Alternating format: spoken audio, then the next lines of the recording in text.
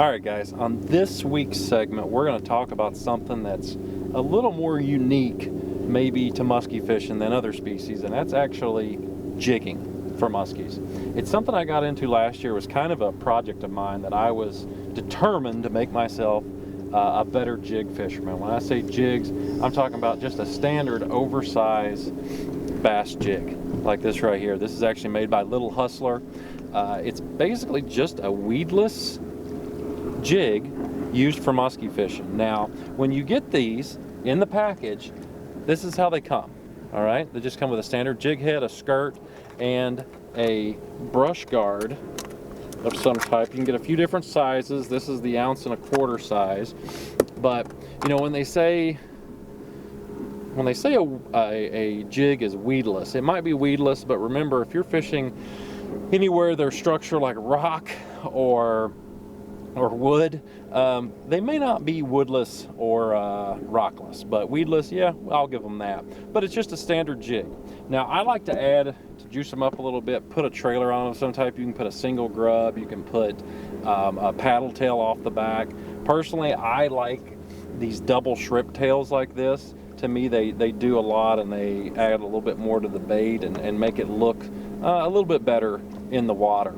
Now, as far as like the setup, pretty much what I'm using here is I got a 7'9" Mojo bass rod. It's like a swim bait rod, so something a little bit heavier. I go to a smaller reel, so smaller Shimano reel. Line, I usually downsize my line just a little bit to 65-pound test. This is high C, 65-pound.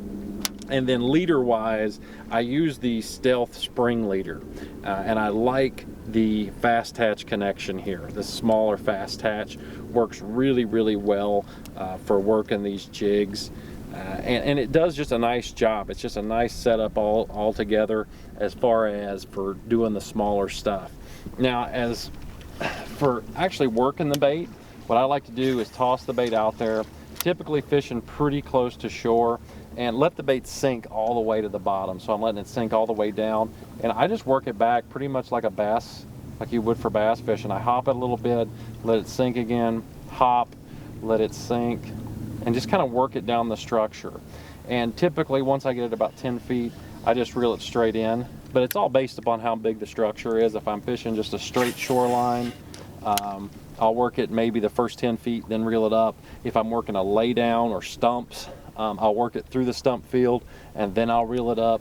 But again, most of it is just letting it just hop, and you're working really close to the bottom. When this has been really effective for me is in the early spring and also during flooded situations.